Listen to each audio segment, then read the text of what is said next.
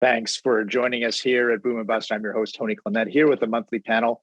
I'm going to switch it over to Sandra Pupatello. There was a big announcement, I guess, just before the budget on the Bay du Nord energy project in Newfoundland and Labrador. Maybe give us a sense. You've got some Newfoundland and Labrador roots yourself, so give us a sense of how important that project is and how it fits into. Does it fit into a carbon-free future? I'm getting some mixed signals on that. So yeah, it does to me, Tony, because I do think that the whole world needs to take a stepped approach to get to those lower emissions. And right now, what we can produce in Canada is better in emission control than what others are burning at the moment. So if we can get some countries off of coal because they're taking our oil and natural gas, then I think we should do it. And don't forget our specialty in this country with nuclear. Because I thought Germany is having a lot of second thoughts these days about the fact that they did go off nuclear, a very clean energy, zero emissions in terms of an energy source. And we in Canada produce not just the knowledge and technology, which we should be developing all the time, but the supply chain in Ontario in particular for nuclear is fantastic. So I think we have big economic opportunities to promote nuclear, especially in the kind of goal meeting that we want to get to.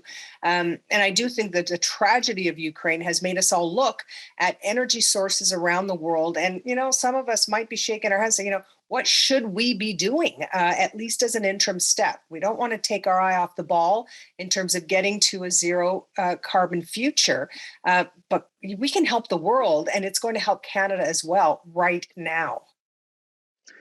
Gary Marr, Bay du Nord, sounds like a positive announcement from the federal government. Is that your point of view as well?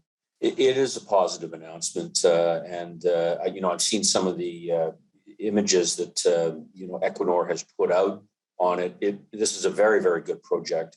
The oil that will come from there will have a relatively lower carbon intensity than some others, and so Sandra's right that this is a better source of oil than many other places in the world, and so I think this is a positive development. And hopefully we can get through all of the hurdles to make sure that it goes across the finish line.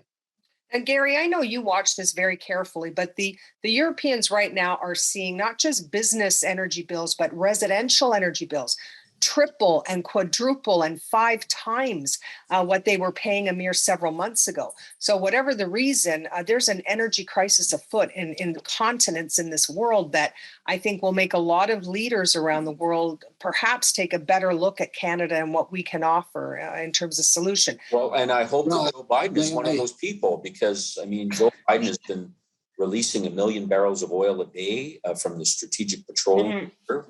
You don't hear Governor Whitmer from Michigan talking about closing Enbridge Line 5 anymore. Yeah, the president knows that the price of gasoline is a significant issue coming up to midterm elections in November of 2022. So you don't have to go to Europe to look to people who are concerned about the growing cost of energy as part of their overall basket of expenditures. You only have to look here in Canada itself and in the United States.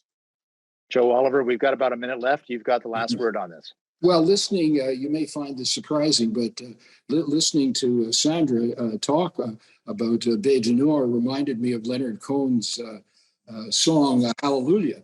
Because finally, Mark this date, Joe. You're not agreeing with me, are you? Well, I know. Actually, you're agreeing with me. I've been talking for a very long time about.